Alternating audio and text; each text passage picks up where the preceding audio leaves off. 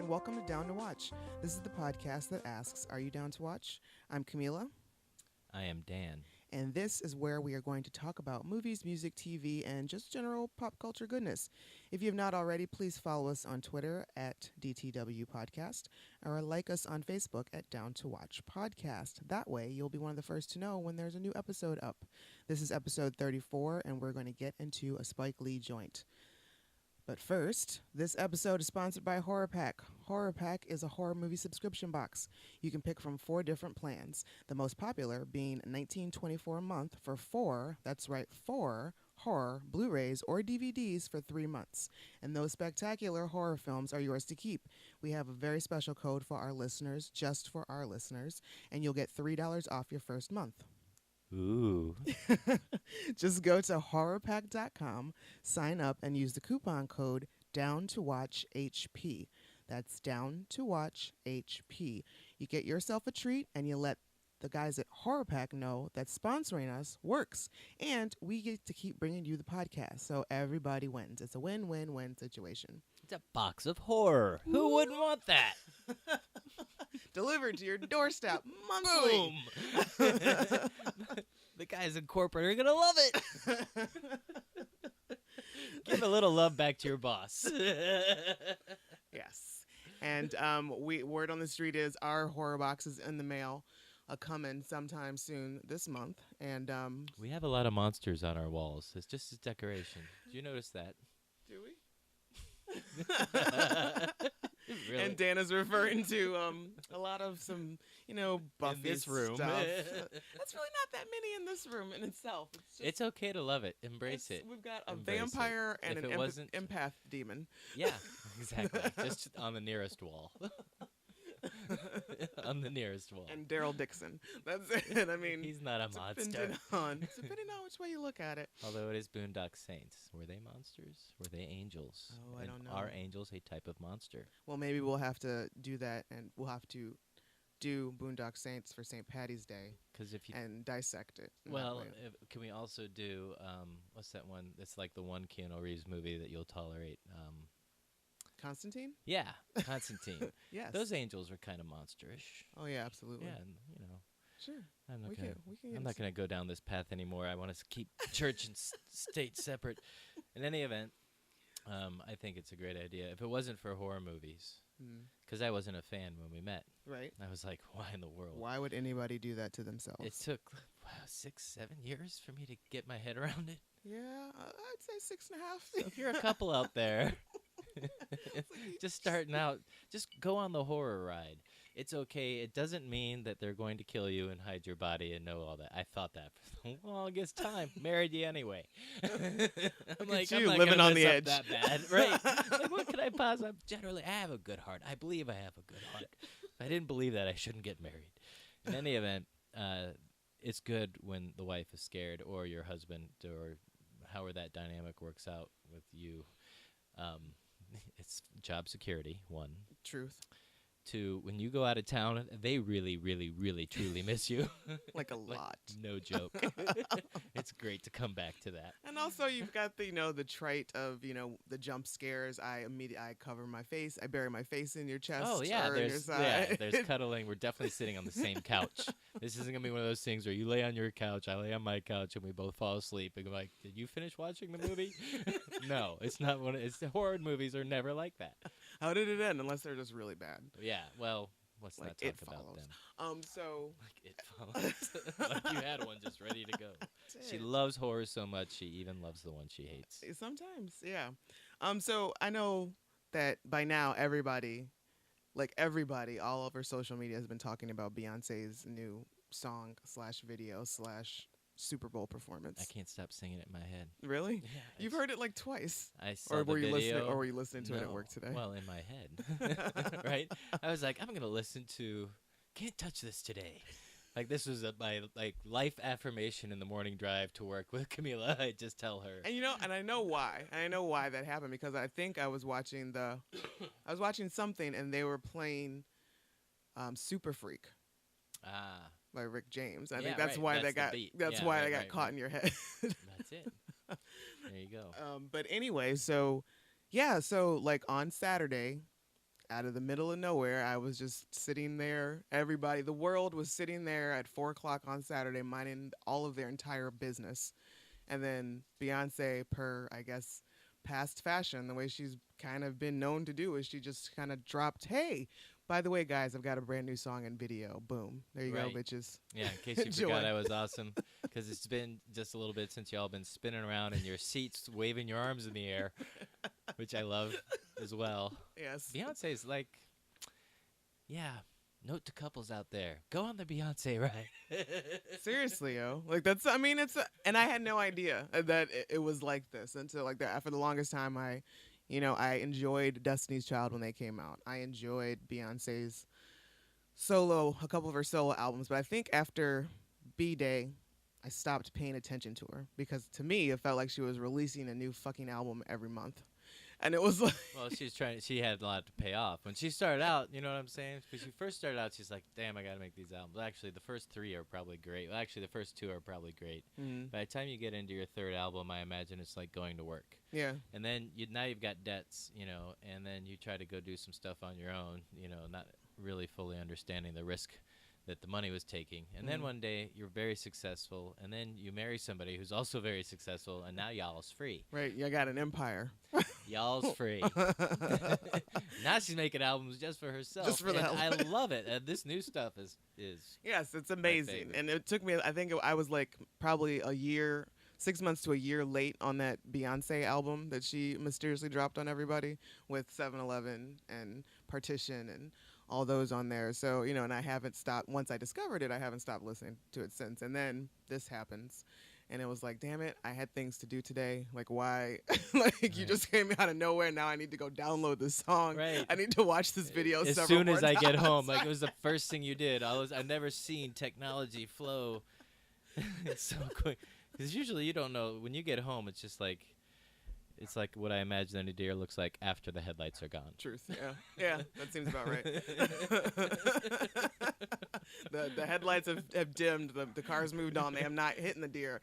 They've not, but Right. they've not hit the deer. But It's a there's a yeah, there's a fluster. something. And it's gone now. You just don't know what you're gonna do first. Now what? But you did that day. Yeah, that day. Beyonce. That was the mission. And that video, like, everybody's been going around calling it like the blackest thing ever. And I keep hot sauce in my bag. and there's just so much beautiful imagery in the video in itself. It was shot in New Orleans. Obviously that was for the people, for Katrina, there was the reference to He's making his way onto right, the soundtrack. exactly. Yes, Albert, that is our dog Albert. would like to also say hello, and there's danger. Sticking with the horror theme. Love that guy. So anyway, all the imagery that's in Beyonce's video, there's the drowning of the police car, there's the New Orleans floods, and the floods of New Orleans water, there's the little boy, which is probably one of my favorite images, the little boy dancing with the hood on, Right. with a hoodie, in front of an entire riot team of police officers. Right. And also, there's also, and there's so much. She talks about how proud she is to be Southern. She's got that Southern whatever about her still, and she's emulating in all these different ways the different Southern black images. And I don't know, I absolutely love it, and I love the song. And it's not that much to it lyrically. It's a love. But It's a love letter to that part of America, basically southeastern. And she hit all of them. Like, she was talking Alabama, Texas, Right. Arcana, Creole. She's and Florida is where Trayvon Martin got shot for carrying Skittles back to Right. his condo, essentially. exactly. Jeez. Which is why we haven't been to Florida in a long That would time. explain it. So, I mean, we're not here to really analyze Beyonce's music video or the song, but I would like to just give a shout out to Beyonce, her amazing dancers who just looked like the whole thing. Even the Super Bowl halftime show looked like Rhythm Nation meets Black Panthers on a mission to slay. So shout out Beyonce, mad props to you and your team and your everybody, and especially your baby Blue Ivy. I love my baby hair with baby hair and afro. That is an amazing line. Oh, yeah, and even, the New Orleans, was it brunch or a funeral? It's hard to tell in New Orleans. Yeah, I don't know. There was a parade happening at one point. There was the the beautiful shots of like her all in all white and like an old house, the big hat. yeah, and with like all the other women around her, all the beautiful black women around her, and then there's the one reminded me, because I've never been to New Orleans and I don't know that much about the New Orleans history, but it reminded me of the American Horror Story, Coven. You saw Interview with the Vampire, right? Yeah, like when she's standing there with the big hat, the big black hat, and all black, and yeah. she's got the dudes behind her. It's just a great. One with Kevin Spacey too, set in New Orleans. Oh, was that the garden? Midnight in the Garden Between Good and Evil? You are so good. I think that is it. I think that is it. I know. That was in a brain cell you were using very often. You really massaged that one out. That was great. I think it's because I just John Cusack was also in that. So you haven't been to New Orleans yet. I have not been to New Orleans yet, but I am I'm very interested in going to see New Orleans because it looks beautiful and it looks like someplace that I would. Somebody And it made looks the very mistake of telling historical. you about beignets like 3 days ago. Yeah. And so now you're locked on it. So now New Orleans has moved to the top of the list of Right. places where I need to be. Cafe Du Monde. Yes. I'll take you there. Maybe you could do that for our anniversary. Excellent. That would be awesome. I could be awesome. You could be awesome. Let's get to this movie, Chi-Raq. All right. So as always, guys, there's going to be spoilers. And as of late, like we've been doing a lot of recent movies, so the spoilers matter. So Chi-Raq came out in 2015. The plot summary is, after the murder of a child by a stray bullet, a group of women organize against the ongoing violence in Chicago's South Side.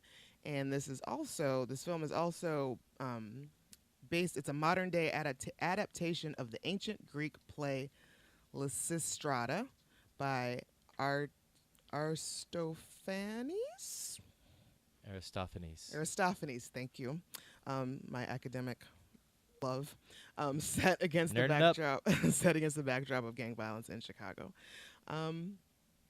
So it was directed by Spike Lee, written by Dan. No, that's not right. Written by Spike Lee and another gent. I didn't finish writing my notes. Whoopsies. We Hold went straight on. from the hot TV straight to the Yes. hot microphones. Written by Kevin Wilmot and Spike Lee. Okay.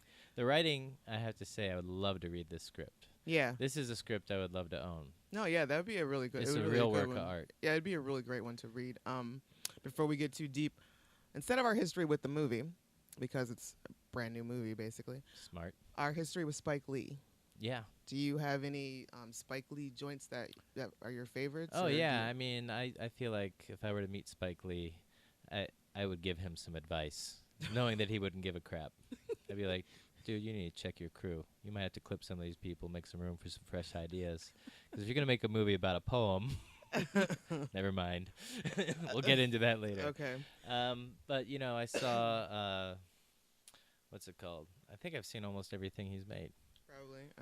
So we've got, obviously She's Gotta Have It, Do the Right Thing, Inside Man. I'm not going in order here. I really love Do the Right Thing. I know that's kind of cliche, but that's when Spike was hungry and still, like, you know, wasn't always getting the door open for him to make a vanity project. Right. Or anything like that, or to bring some other filmmaker in. That's when he was making his own mark. And Right. It's so great. It's such a good movie. So we've also got, School Days, Mo Better Yep. Blues, Yep. Jungle Fever, Yep. Malcolm X, Crooklyn. Crooklyn is something that not too many people enjoy, but I really enjoyed that one. I think that's one of my favorite Spike Lee films. There you go. As well as Malcolm X is probably by far my most favorite one. School Days, that's also pretty good, but it gets a little, I don't know, it gets offensive to me at some point.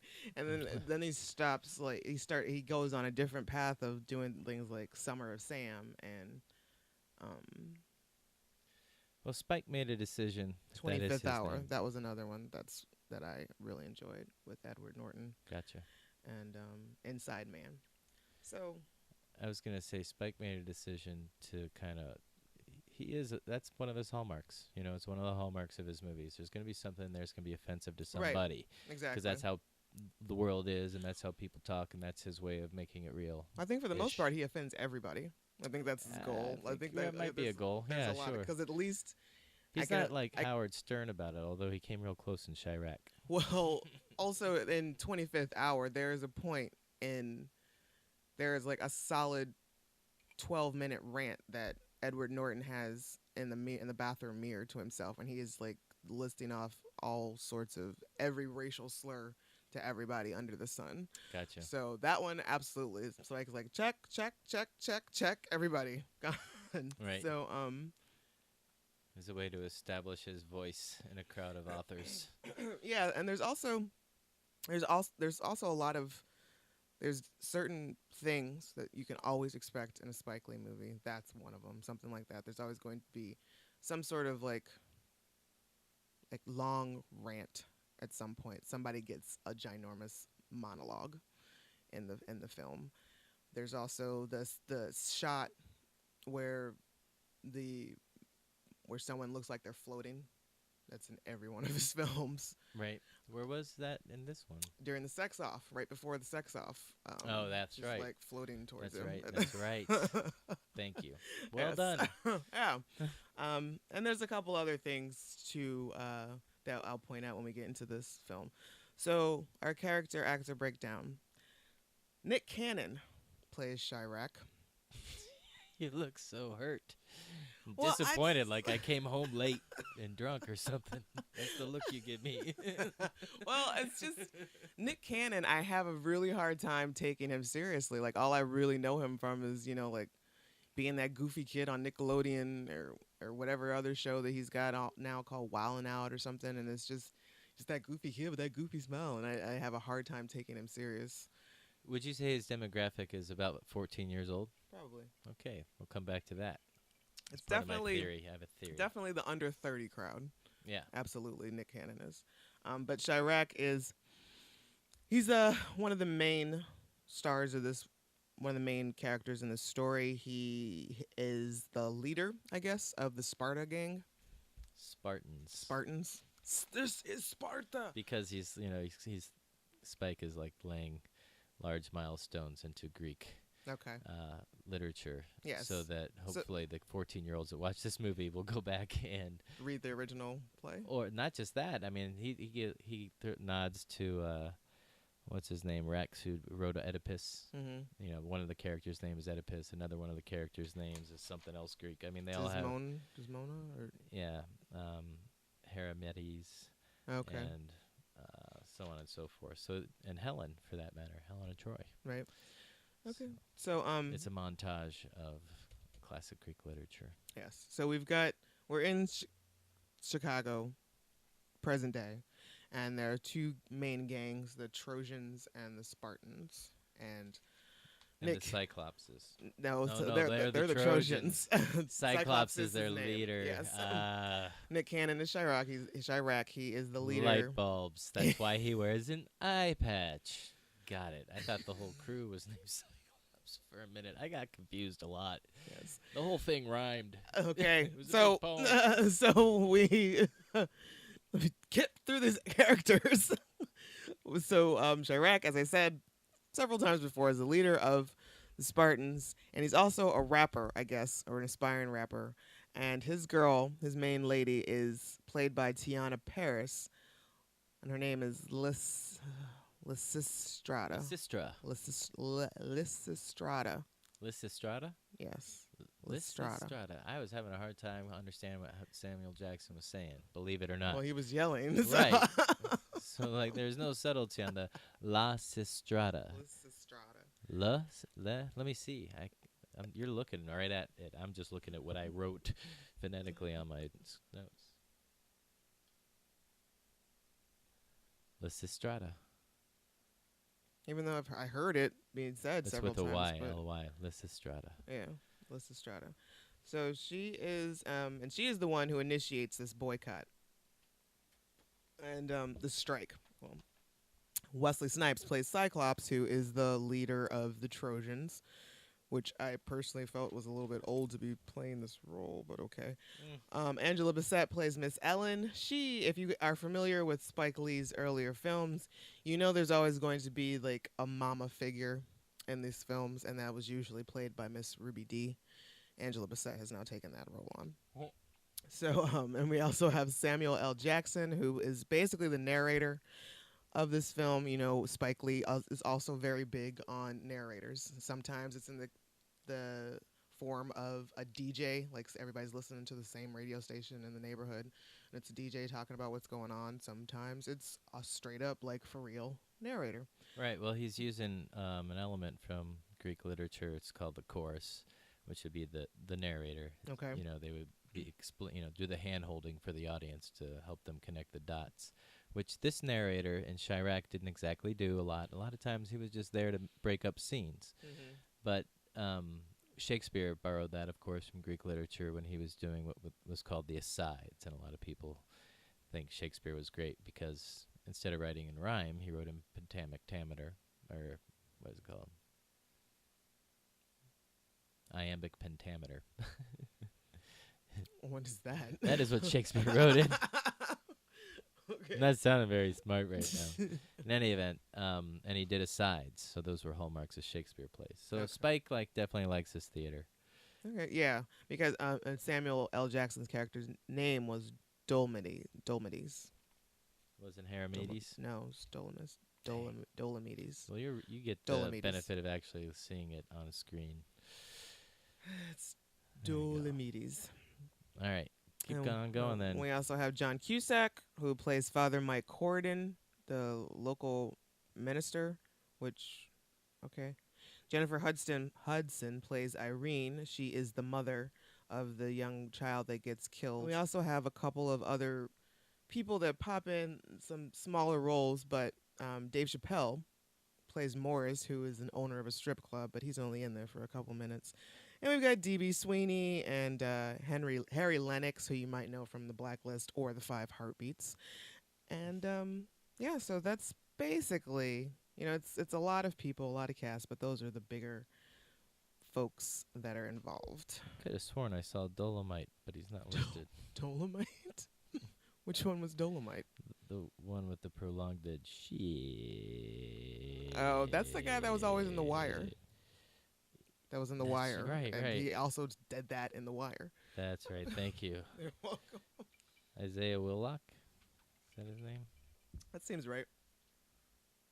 I think that is. He's Yeah, got that's him. the pervert mustache. Yeah, but I thought he was borrowing that from. Yeah. Anyway. No, Yep. he says it like in every movie he's in. Yeah? He was also in 25th Hour, and he said that there. in there.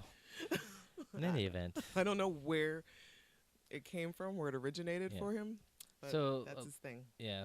So I guess they give writing credits. Did we do writing credits? Mm-hmm. Yeah, to Aristophanes on the IMDb. Oh, okay. The writers. IMDb is not playing around. Kevin Wilmot, Spike Lee, and Aristophanes. I wonder what the that writing play. room was like. Yes. Right. But nonetheless, it was amazing adaptation. It's the first poem movie that I've ever seen in my life. Because the whole thing is a poem. Like, Right. everybody rhymes. For a while, I was like, these people We're being rhyme cute. too. Like, somebody should have told me maybe that, like, this is in the fashion of a Greek play. The whole Right. thing rhymes. It's a critique of the ghetto lifestyle, and it's a critique or a message to those people who envy and glamorize the ghetto lifestyle and want to be part of it. Yeah, My theory, may I? Go ahead. Oh, my theory is that Spike Lee made this film as a vanity project because he had the money and the resources and the power to do so, and the reason because it was about gun violence. Okay, there's going to be a lot of heavy critique after this. I know I've already said I would like to own the script. I'm setting myself up because I'm going to tear this thing apart later for other reasons. But I feel like he had the money to put it together. Didn't have enough people check and balance it to make it like a standalone masterpiece, because it could have been. I'm afraid it's not going to be, though, because of some other controversy, and there might be a reason for that. Maybe that's part of the lifestyle, but didn't seem to be a critique of the way women were objectified in this overall endeavor. But it is nonetheless about gun violence in America. It's called Chi-Raq for a reason. When the thing starts out, I'm like, oh, God, where are my glasses? Are we going to have to read this movie? I'm like, Kahmeela, I thought you said early on that we weren't doing anything with subtitles. Where are my glasses It at? starts off with a So, like, song the prelude, yeah. by Nick Cannon. and and I forget the And name. it was awesome. The music banging throughout the whole Called thing. "Pray for My City," and I had no idea that it was him actually rapping. I thought it was like young Lil Jeezy or something. I don't know. I don't know what you kids rap people are now, but they play the entire song before any movie starts. Like the entire song is played, and the lyrics are just lyrics popping are on up. the screen. Yeah, they're popping up in the very cool. It was well edited. It was beautiful. Yeah. I mean, just like black screen, red letters popping up. I'm like, hey, those letters are going too fast for me to read. And then I'm like, oh, if I just listen, these are the lyrics. You know, like I just fell into it. The whole thing just drew me into a song. Mm-hmm. And in terms of form and function, that was very well done. And amazing. I've never experienced anything like it. But the song sets up Chi-Raq, the city.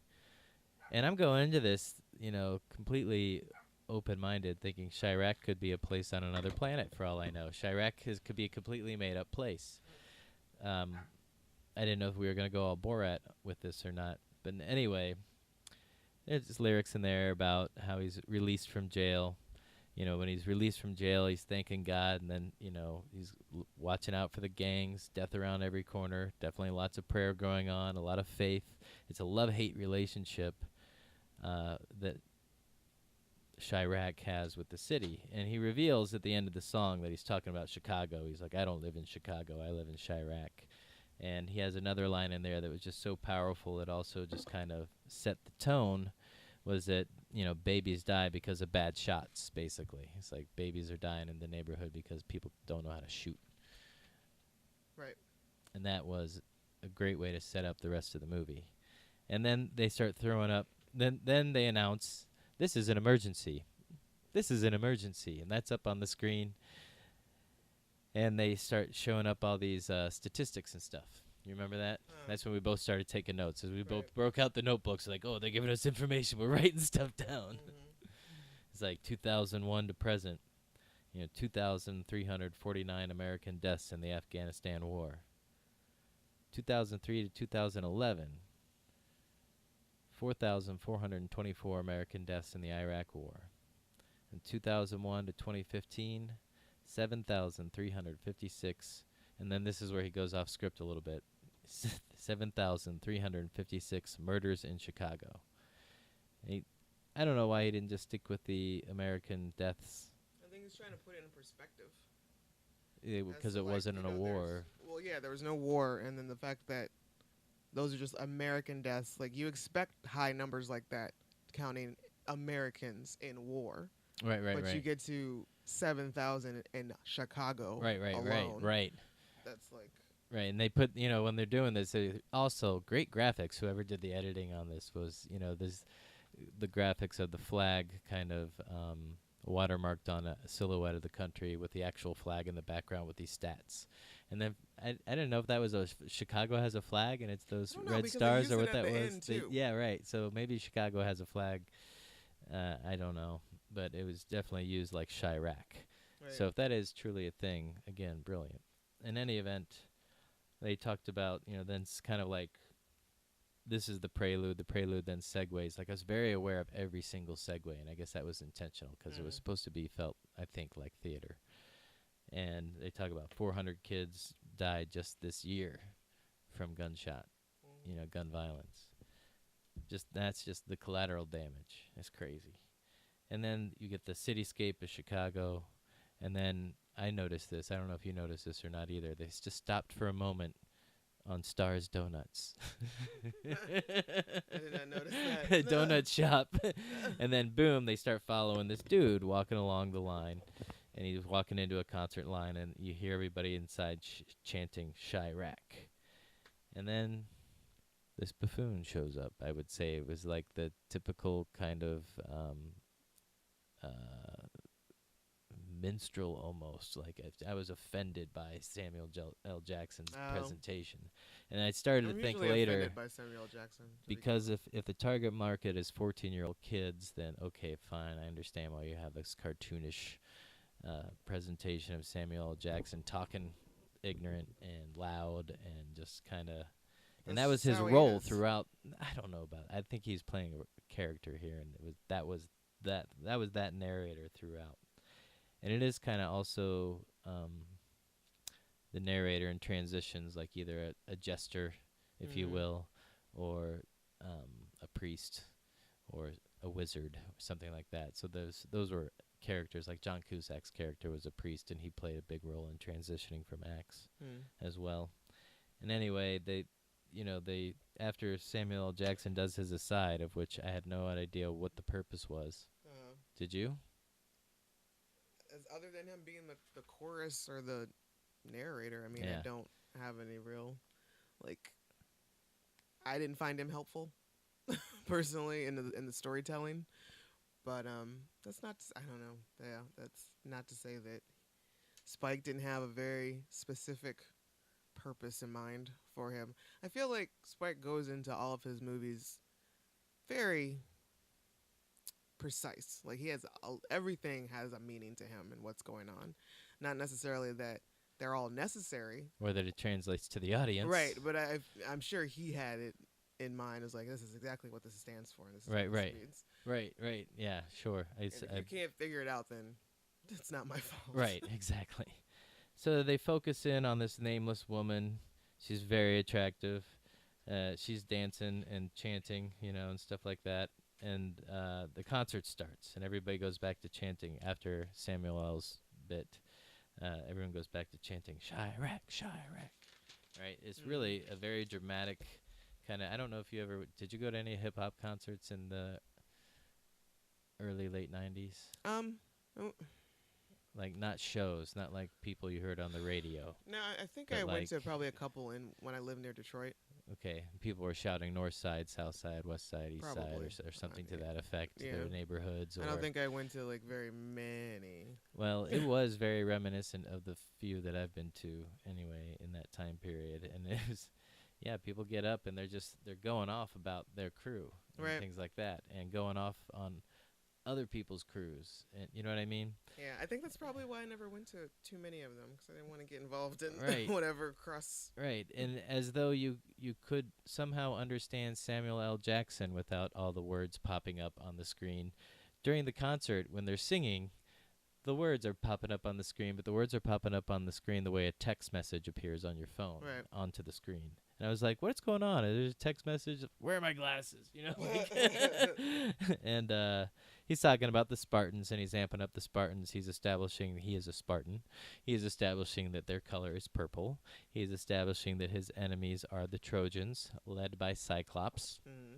And he starts talking about how he would shoot Cyclops if he saw him. And then one of the people on the stage gets shot, and there are gunfires, and there's a lot of gunfires. And then after the gunfires are done and the crowd leaves, Spike takes the time to focus on everybody who died. And there were 8 people dead, and he each gave them like a little. It was like Twitter mention is what it looked like. It looked like there were tweets because they had the Twitter handles, and then something quote listed. So like basically that's putting balloon text boxes over actors playing dead. Well, it's. I think that was just more of a conversation starter on how the kids are today, how society is today. With something like that terrible happens, you're gonna hear about it on a Twitter mention or Twitter feed before you hear about it on the actual news, because these kids are actually there and they're tweeting about it, which is it's truthful. It's kind of useful, but also sad that that's the first thing that they do, is that they're so unaffected by this violence that has happened right in front of them. Somebody's life was taken, and their first instinct is to tweet about it. So I think that's kind of what that was supposed to be about.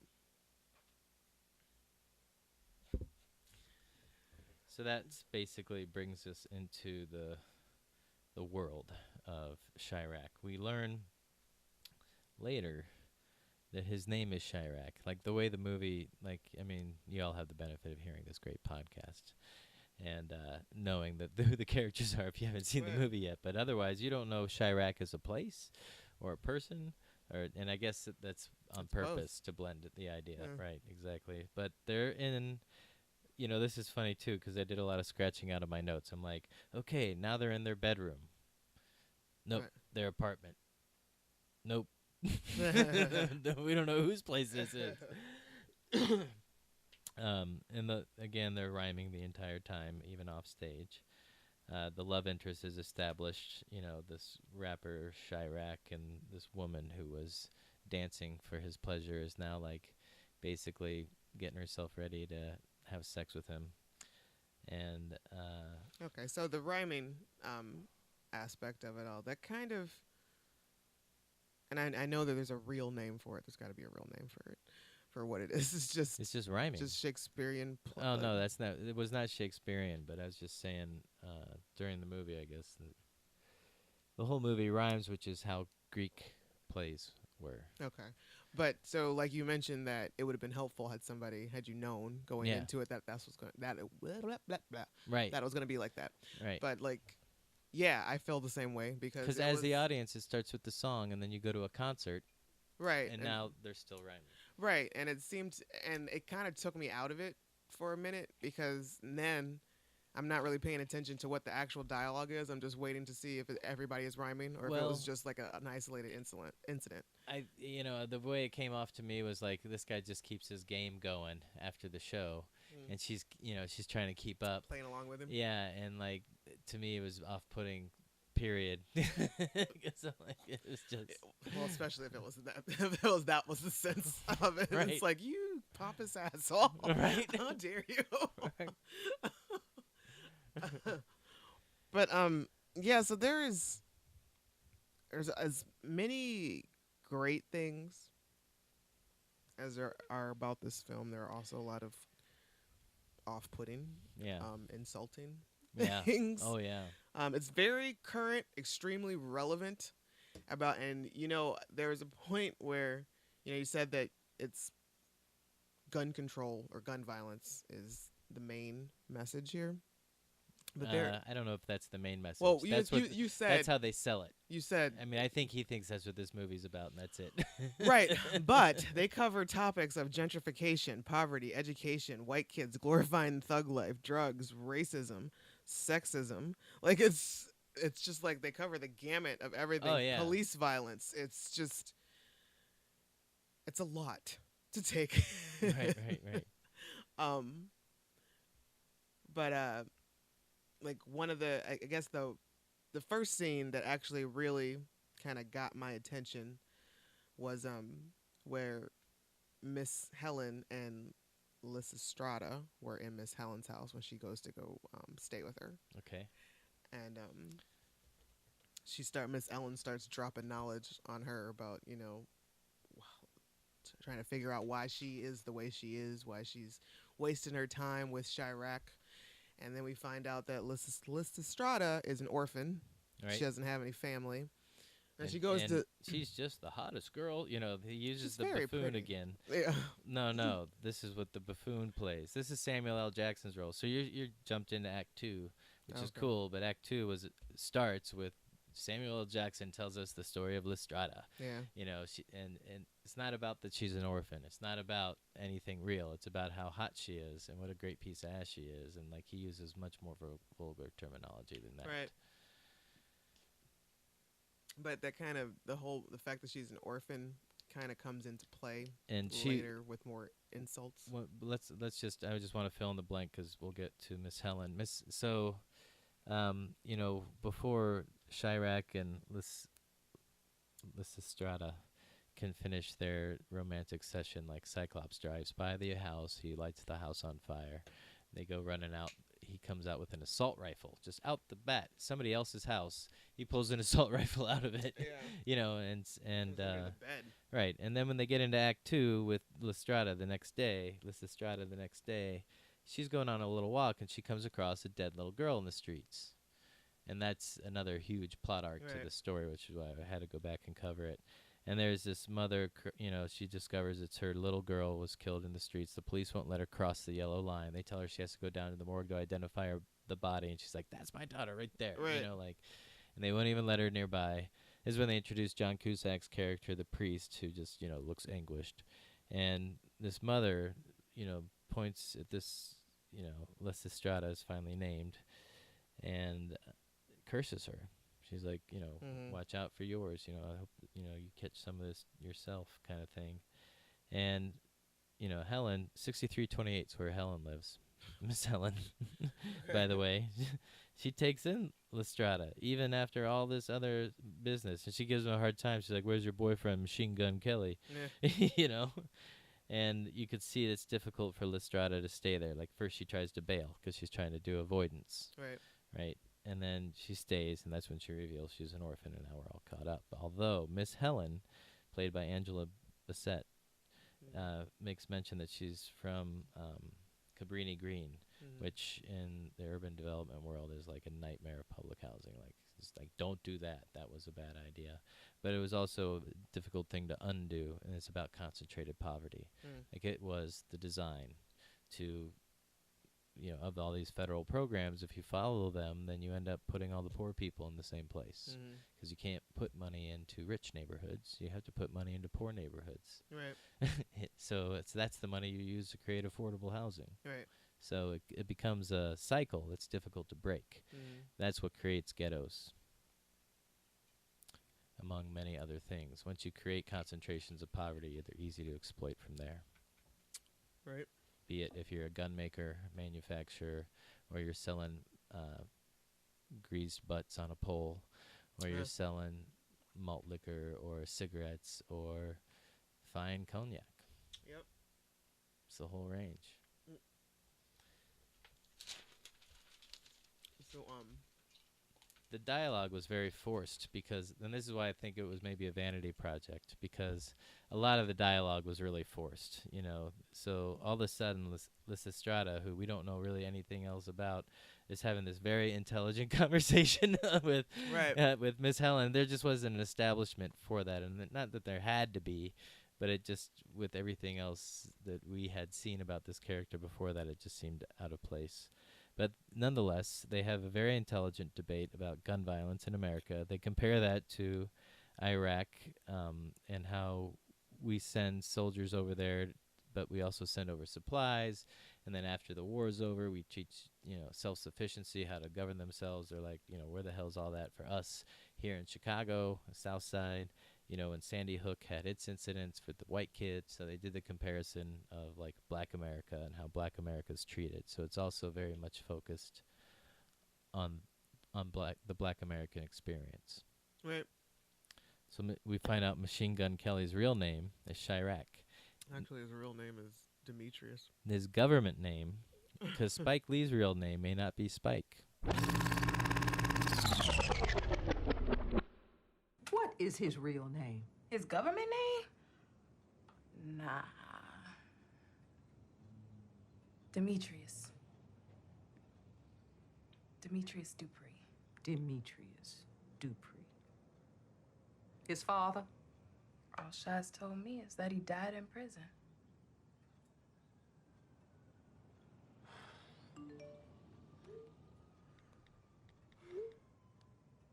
He's got a good heart deep down inside. I love him. I can change Shy. Darling, people change when they decide to change. You make it sound so easy. All you can do is create an environment for change. Like an alcoholic, you take away his booze. You just try taking away their guns. All right. Well, what else do they love? Getting turned up, making money. What else?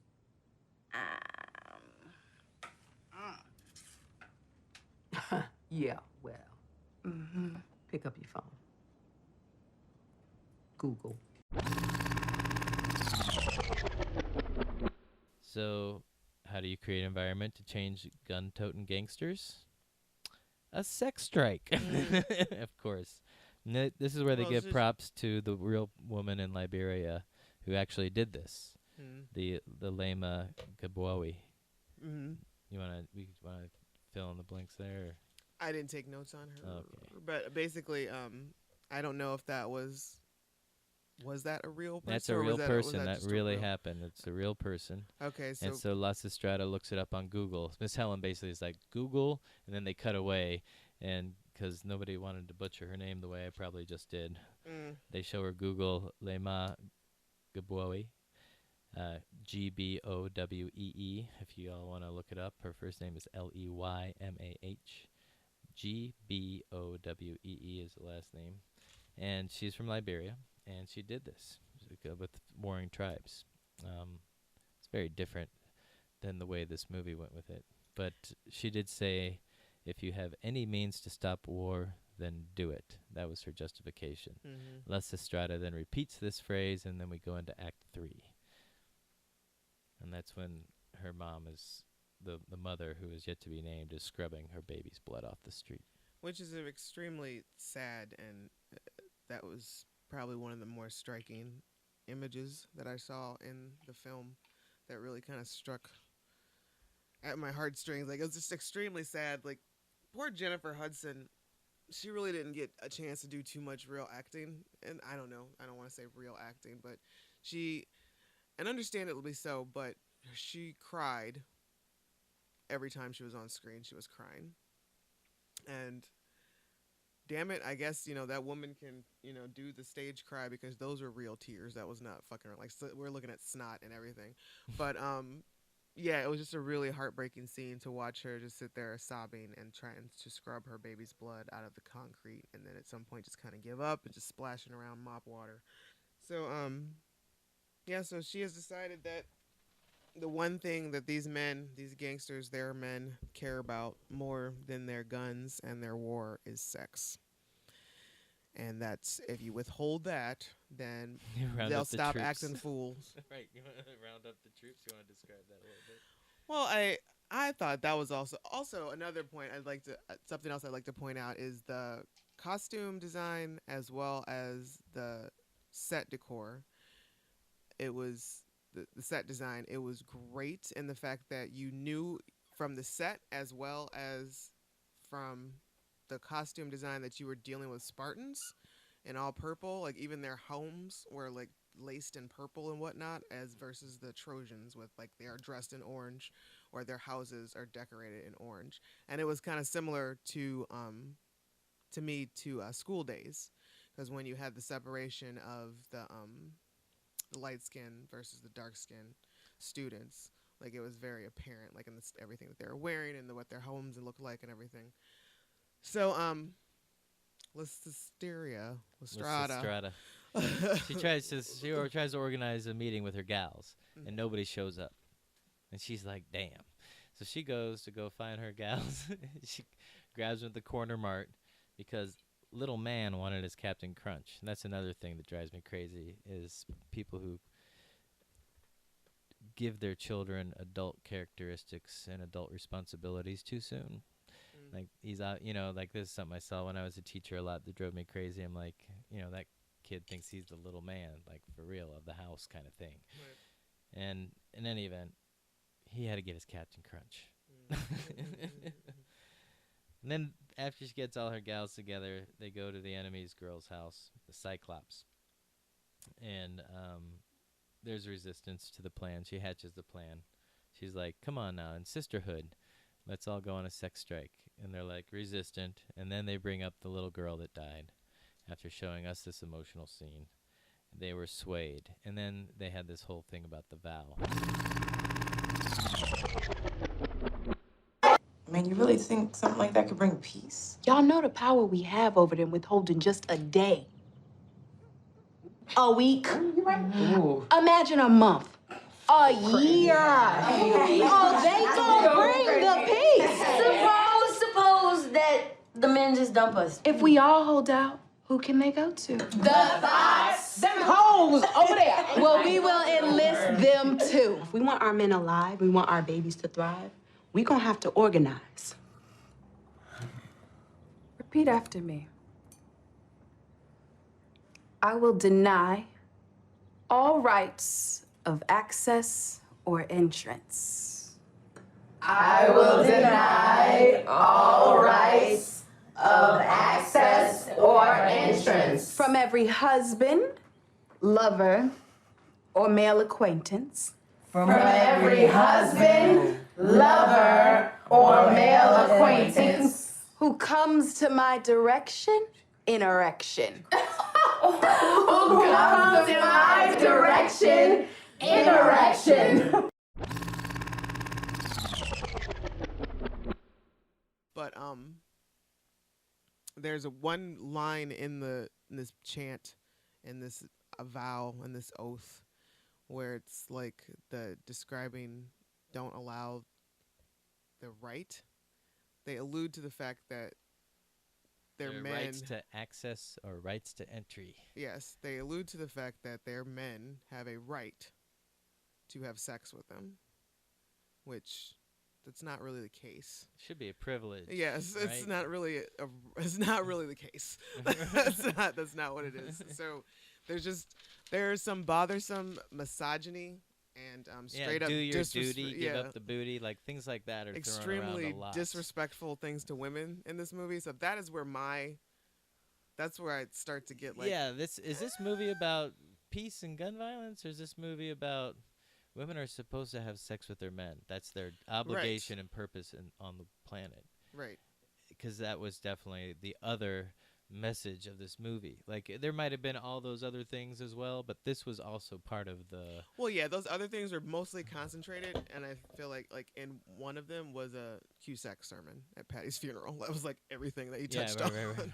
But like that was throughout great. the movie, That was worth the price of admission. Was the John Cusack playing a priest in his sermon. And the whole church service was beautiful. Yeah, we'll get to that. We'll get to that. I do have some questions about that. Yeah. Okay, so but yeah, that leads us into Act 4, where now the women go and break the news to the men. This is what's going down. There's going to be a booty strike. and they don't buy it. They're not taking them seriously. The men are not taking them seriously. They are like, meh.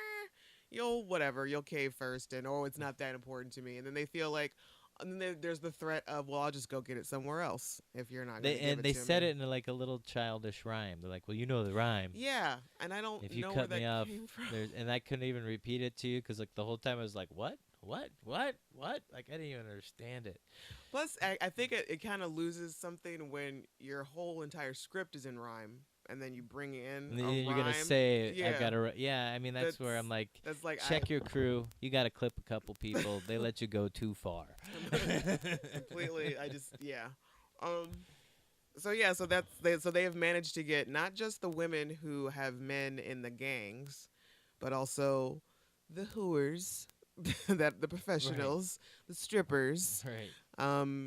Not even the phone sex. Yeah, and girls the will call anymore. porn peep shows. I guess that's still a thing. Right. What to do? There's no strippers. The drought is out all over town. But that was a pretty funny scene with Dave Chappelle complaining about his lack of strippers.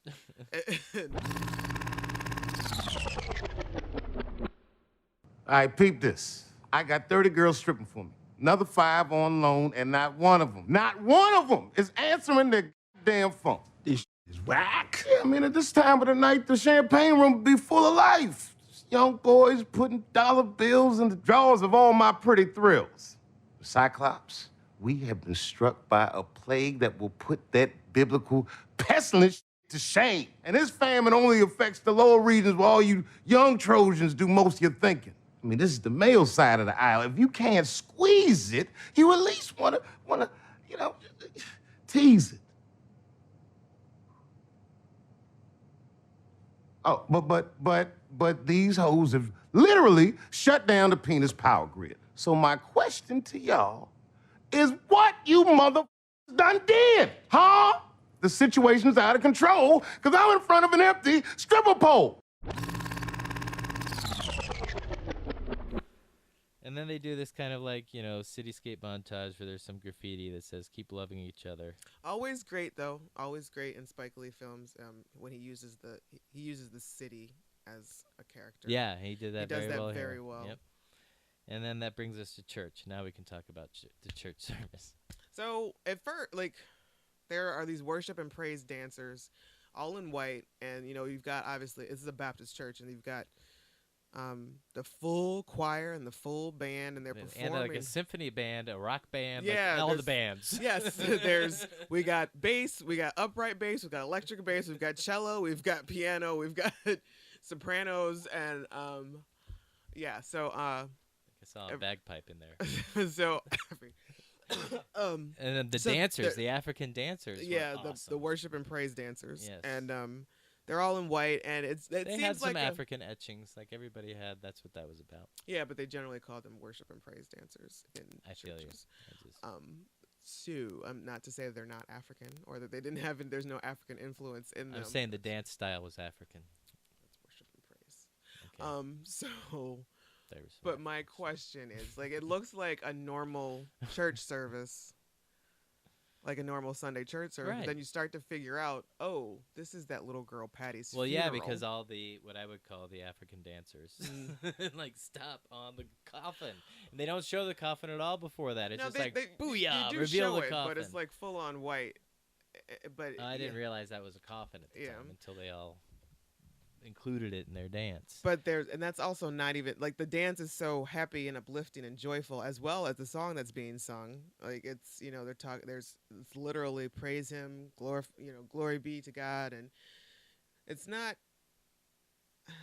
To me, it just seemed like if I were burying my child, that's not necessarily the route I would have liked to have gone for. That's not up a to you. That's funeral. up to the church. Oh, for real? That church is going to make joy and happiness happen. Yeah, I just don't see me being And then, in that mood. Well, then Kuzak comes, right? Then Mhm. then it's okay. The song brings and it dance down. is over. There's the coffin. Cue Kuzak, who, by the way, is from Chicago. Did you know that? I don't know. Yep. So this might be like also a labor of love for him. Probably. As well, and many people. I mean, they had such a great cast. They had Broadway actors. They had everybody. Anybody who was everybody was in this, and I think they were in it for the gun violence, the short elevator speeches. This is Right. Yeah. I mean, you don't get that many people without a short one-liner. In any event, he does this great thing. He's like, we're going to talk about the life. The life, and we're all like thinking he's going to talk about the life of this little girl. Right. And he pulls out a gun, the life of this gun, right?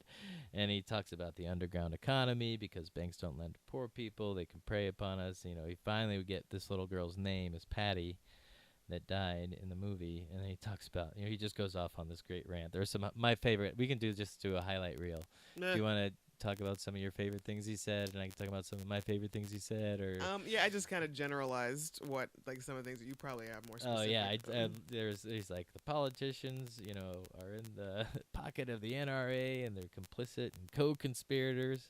They're setting up fourth-class schools and sending those kids to first-class prisons. Yeah, which again, Wilkinsburg. No, he basically he got in there. Yeah. He I talked about snitches, who are afraid to die. Well, the murderers, you're already the Walking Dead, right. and ends it with kind of like the church is putting up a $5,000 reward for information leading to the capture of Patty's murderer. And then he's like, end this self-inflicted genocide. He said that like several times, with the spirit caught up in him. It was awesome. I did also like what he was talking about, how the kids in suburbia are glorifying this thug life that they're never going to see in person, and they're the ones with the guns and all that stuff. So I thought that was pretty great. That was one thing that stuck out in my mind. But also that stop with this self-inflicted genocide. That's pretty fucking positive, and powerful, and right on. Yeah. And then it's like, meanwhile, Chi-Raq's making dirty Sprite. Right? I'm gonna look and see if that's actually what that is, because I'm like, what's he doing over there, Kahmeela? And she's like, I think it's called making dirty Sprite. I'm like, what's that, Kahmeela? Mixing NyQuil and Sprite. And that's like, and all I know about that is from a song that I've never actually listened to, so I don't. I'm getting that information fourth hand, so it could absolutely not be true. Yeah, just in case Mom's listening. In any event, it wasn't just dirty Sprite. Old man in a wheelchair comes scooting up. He's obviously an old school Spartan. He's got a bandana and a wheelchair. Hopefully he wasn't a real actor. And he's like, you got everything out here on the table there. You got, all kinds of drugs and everything else. And so he's basically lecturing him like, you don't want to end up like me, end up in a wheelchair. This thug life's no good for you. There's got to be something else you can do with your life kind of thing. And, Chi-Raq, the actor, Nick Cannon, is just ignoring him, smoking his blunt. And then there's a cut scene again using the Chicago cityscape, and this time it's like a temporary commercial development sign. You know, something apartments are coming here. Invest in Chicago, create jobs, create economy. And that brings us into Act 5. And now the women are in the church, the women that are on strike. Okay, that is what Dirty Sprite is. Okay, sweet. We were correct on Dirty Sprite. Ding, ding, ding, ding. A lot of big words here. Something about, yeah, okay. Don't do that, guys. This looks awful. Like, seriously, if you're out there drinking this crap, don't do it. That is not okay. So Act 5 is about the power of guns. And the women are in the church, and the Cusack, the priest, you know, the buffoon doesn't make a... This is the first time he doesn't use Samuel L. Jackson to transition an act, which is great. But it doesn't take long. He shows up in a second. But Cusack's like giving the women the breakdown of the history of gun manufacturers in the United States and their ties and connections to white supremacist groups, and like how basically they're happy to be selling these guns so that black people kill black people. It's a big laugh to them, and they're profiting. They're making money off of. It's like mission. It's the trifecta for supremacists. And sadists. And so Lysistrata is hanging out with one of her gals from her Spartan crew, and she's talking about General Kong, and basically establishes that the reason why her friend stopped hooking was because of this trick that runs the National Guard armory in their neighborhood. And so the next scene there, Act 5, is about the infiltration and how they take over the National Guard armory. And I don't want to talk about it because there's so many images in my head that I just don't want to recant. No, don't. Skip ahead. Just nasty, horrible. I don't even understand why that was in. It didn't have to be like that. No, it did not. This Again, movie was check 2 your hours crew, and 6 minutes clip long. a couple friends. Whoever gave you the green light or didn't stop you from making that scene is not a real friend. So we didn't need Act 5 at all, really. It could have just been that they took over the National Aren't there only Armory. 3 acts in the movie? This is a play, and I don't know how many exactly there are, but this is scenes maybe. I don't know what you want to call them, but they're little chapters because each one has its own self-contained point. Okay. The power of guns. The gals, 6 unarmed black and brown women, take over an armory unarmed. Right. You know, use your imagination how they did that. Yes. All right. But they're on a sex strike. They didn't actually have sex with any of these men. Nope, they just teased them into thinking that they would, and they all ended up all the dudes got blindfolded and handcuffed. Right. And so the next thesis or act or whatever you want to call it is the buffoon appears again, and it's Samuel L. Jackson, and he's like, let's get truthy. You can't trust the police. You're afraid of gangs. And so then it goes into this whole kind of like what the conflict is, what we're fighting for, I guess. There's like this weird book club that kind of reminded me of Busboy and Poets. You remember all the women went back there, and these 60 and 70 and 80-year-old women are talking about how holding out is hard for them too. Which I feel like it really shouldn't have. Why did they have to do it as well? Because it's written by 2 men who didn't understand. Like those women's husbands weren't in any gangs. Right. Exactly. Right. Yeah. And so one of them was like, I'm afraid to lose my man, but she's going to lock it up too. And it's just a whole nother montage of misogyny, essentially.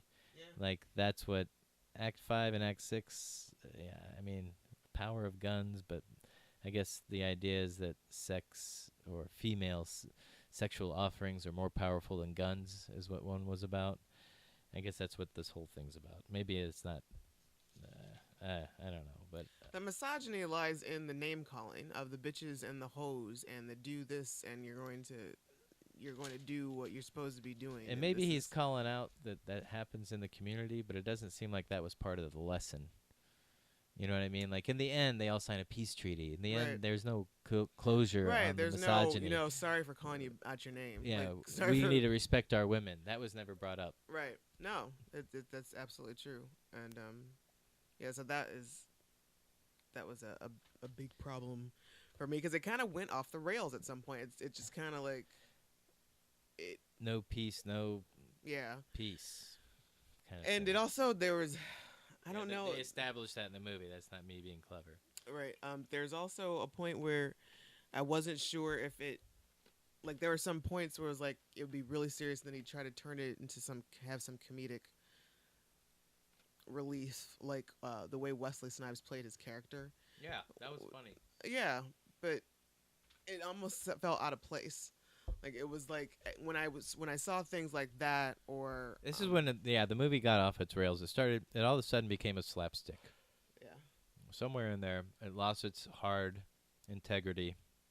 That it just changed its mind. Somewhere around this time, when it starts to go into where this no longer is a Chi-Raq issue, and they make it global.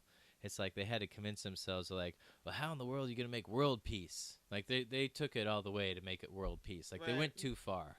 They didn't manage. That's not what happened in the Aristophanes play. yeah. It was, you know what I mean? Like, Well, all right. So yeah, I mean that's basically, and I don't want to give away too much about the film. I mean, I guess we've basically given away everything about the film, but yeah, I mean, yeah. it's But that's where they come up with they're in the streets and everybody's coming up with these horrible chants. And the whole do your duty, give up that booty thing. Like, so some of the guys are going crazy.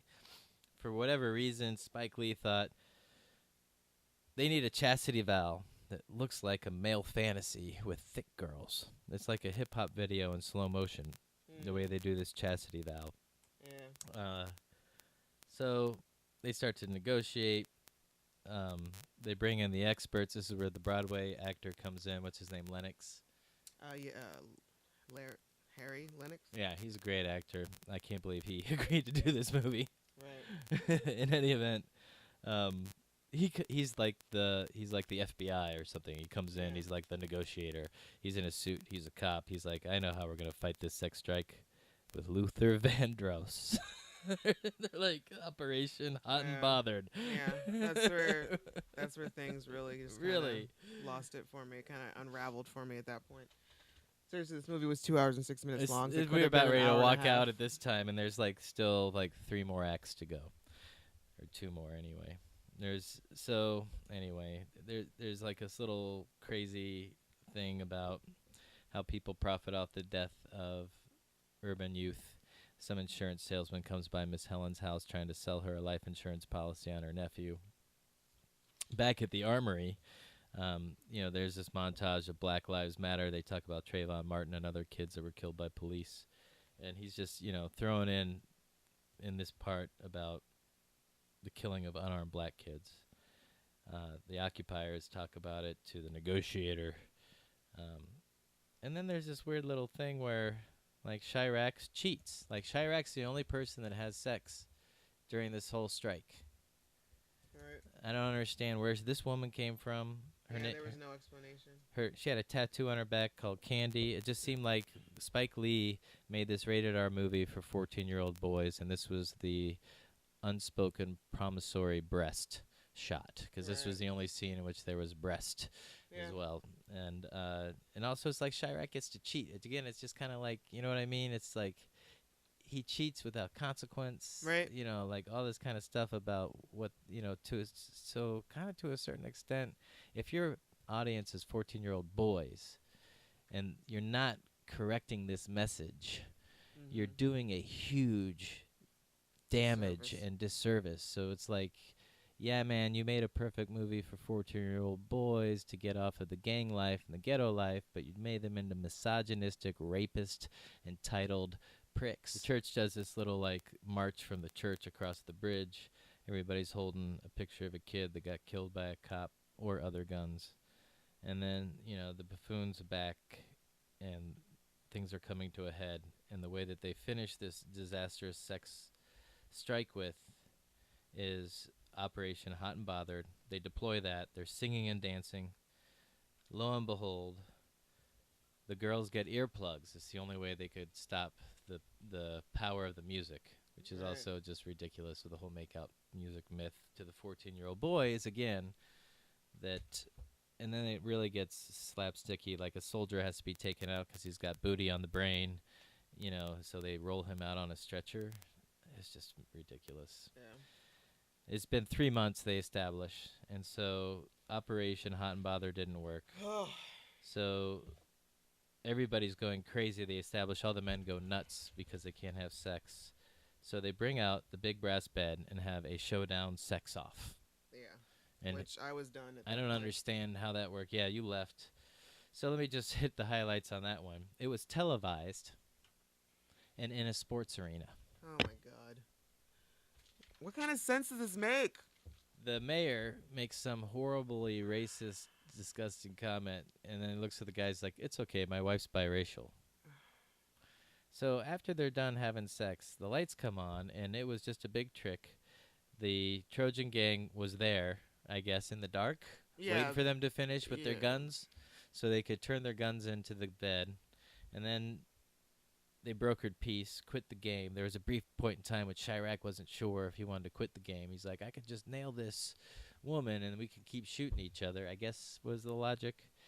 And then there's the final act where there's a big pile of guns. Everybody's wearing white except for Chi-Raq. Everybody's clapping. Jobs are for everyone. Fortune 500 company signs a stupid petition called a peace award as if that's all it would take. Lysistrata says, don't forget the victims. And then Chi-Raq refuses to sign. And he walks away. And he's walking towards the line of what looks like, riot gear police.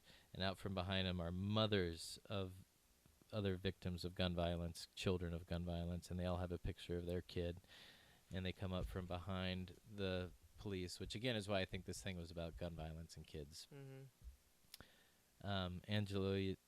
Angela Bassett's out there talking about Cabrini Green one more time. Miss Ellen tells him that she lost her child to gun violence, and it turns out that it was his father who actually killed her child. And then so he breaks down and cries and looks at Jennifer Hudson and tells her that he was the one who accidentally shot her baby. He apologizes. They take him off, and that's the end. Right. And then Samuel L. Jackson shows up one more time just to tell you, oh, love is all you need. So, star rating, 1 to 5. You go first. I'm going to give it a 3. Why 3? Because the misogyny and the disrespectful antics towards women, for one. 2, it was too long. 3, it just kind of jumped the rails where it turned into like a parody or something where I don't know, I just wasn't really. At some point, I was like, I'm no longer in this. Yeah, I am no longer in this movie. Somewhere around Act 6.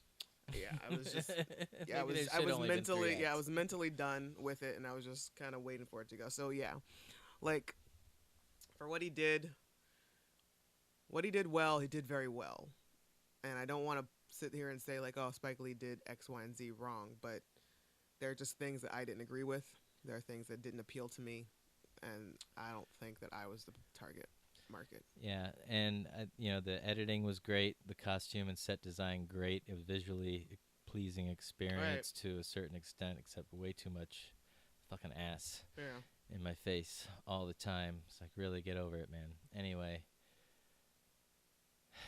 I would give the script a 3. I would like to see the script. I'd like to read it in my own time. And just be like, well, way to rhyme all that stuff. Yeah, I mean, it was very ambitious, and I think that portion was done very well. Script-wise, yes, that it was just the actual. I don't know. I'd like to see the script, though. I don't know if the misogyny was even worse in the script.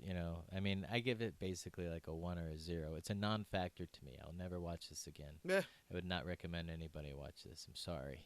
Wow. Yeah. So, okay, that goes the answer. Are you down to watch again? No. I am not. But if you guys are interested in watching Chi-Raq, it's free on Amazon Prime right now. And the misogyny message outweighed the gun violence message just really wasn't handled that seriously.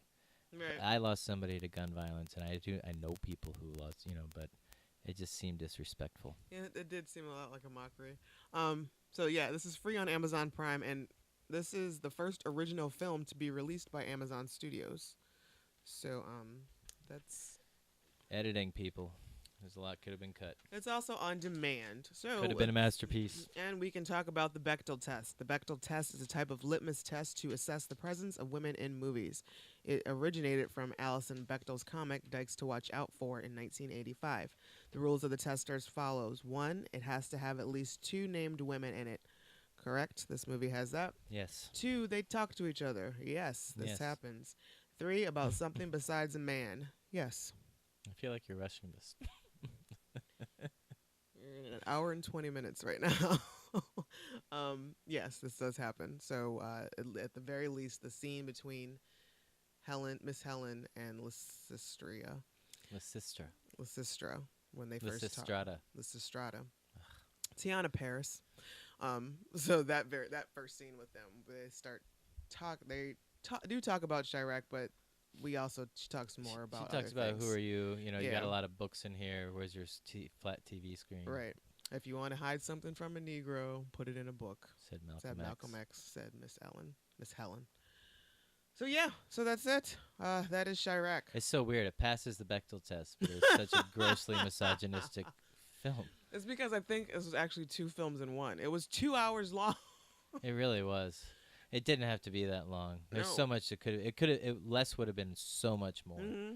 And really, the message got lost with all the, you had too much fun with the whole concept of a sex strike and driving men crazy. Yeah. You should have shown that script to a woman before you went shooting that damn thing. Yeah, some of the scenes, the whole crazy, give me the booty, it turned as like a National Lampoon's. You guys situation. convinced somebody else that was funny, and you were wrong. Yep.